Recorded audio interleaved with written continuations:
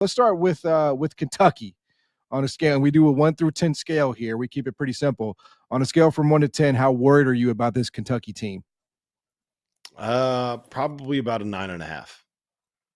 I think that there's a lot of red flags around there right now. I think the effort and the fight when they kind of get hit in the face, happening against Louisville, happening against Michigan State, was not something that was very promising. I don't think the pieces fit together all that well. And I think that with Jalen Lowe, it's another one of those RC. We talked about this a lot last year with Lamont Butler. Right. Shoulders don't get better until you get surgery. And he could play through it, and he could be like 85% of what he is playing through it, or you can get surgery and shut it down. Neither of those are good options for Kentucky as a program. I'm very, very worried about them. I think that there's a world where they can turn this thing around, especially if they get Jaden Quaintance back. But I thought that this was like a top 8 team in the country in the preseason, and I think they're much closer to being like a top 25, top 20, top 25 kind of a team than a real national title contender. RC?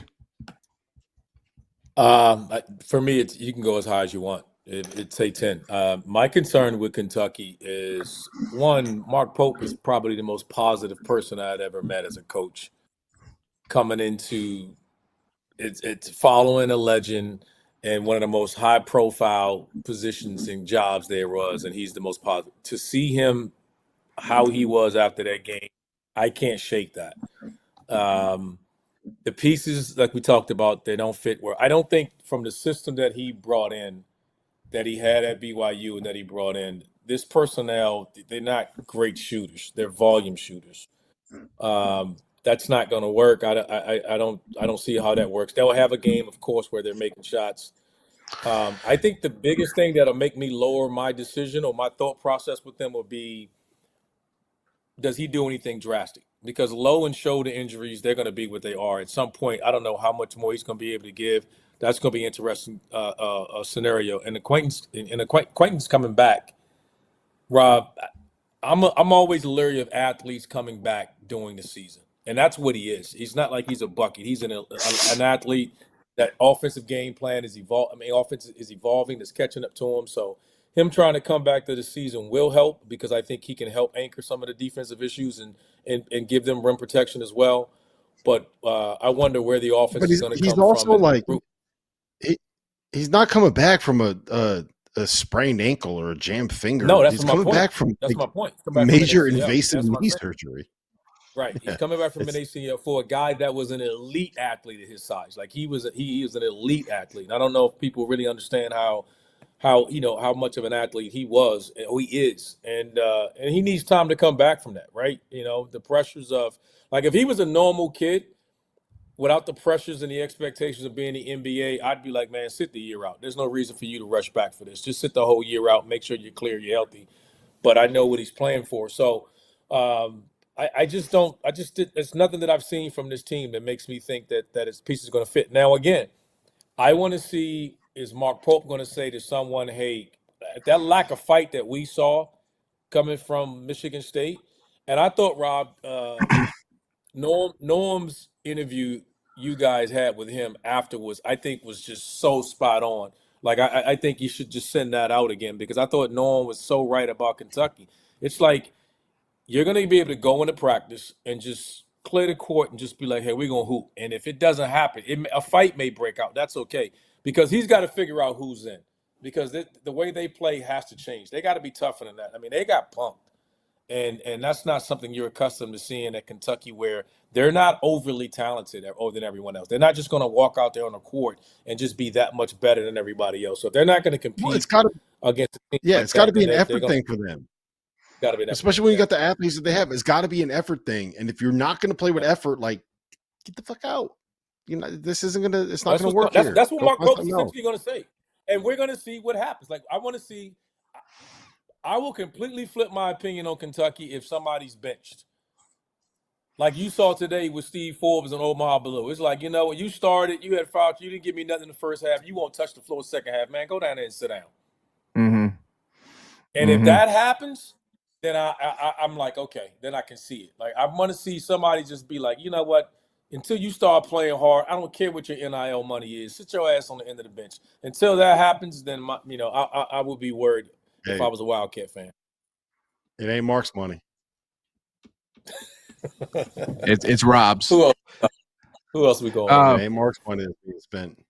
All right. Let's move on from the $22 million roster that we're supposed to get the world's smallest violin out for. Kansas without Darren Peterson. What's our panic meter for them? I mean, it's high, right? Like, if you don't have the guy that might be the number If one, you don't have him, but they're gonna have him. His is a hamstring, right? Yeah, that's probably a problem. There's I don't. Kansas, I think, is the idea here. I would rather. So I think my guess is that he's being held out right now over an abundance of caution because it is a hamstring. That is the sense that I got at the Champions Classic. It's not that this is like, if Tuesday night was the Sweet 16, I think that Darren Peterson probably would have played. I think what they're trying to do, like, you know how it is with hamstrings, man. Like, that's the kind of thing that can get better with rest, but if you push it, that can turn into something where you're out for, instead of being like a day or two you need to rest it, you could be out for like a month or two. It could be a season-ending kind of a strain. So I think that they're just trying to say, like, listen, we don't want this guy to be done for the year. We're gonna take the hit now. We're going to let some of our other guys kind of get blooded a little bit. We're going to see what Trey White's got. We're going to see what Melvin Council's got. We're going to, see if Bryson Tiller can show some aggressiveness. Let Darren Peterson get to 110% and then figure it out.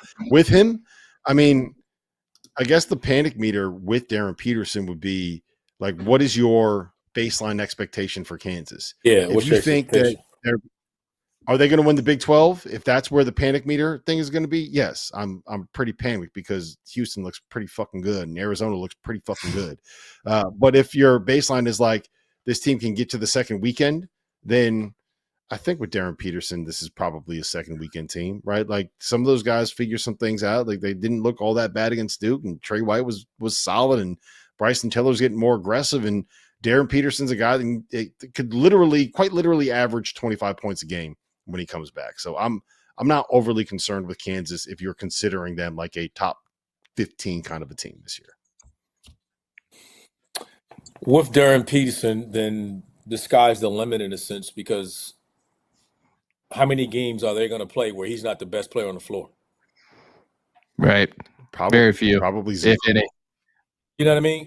Right. Yeah. So that's why I say if he's healthy, then they got a chance. Once they're in, they got a chance, because there's not many games. You're talking about probably the number one pick in the draft, and like I said, there's not many games when healthy he's not the best player on the floor. So as long as they got him, they got a shot. Without him, they're going to struggle to score. You're talking about a guy that's going to give him 20 a game and creating for others and everything. His impact is going to be 30 plus points a game. So I don't have, without him, they're not.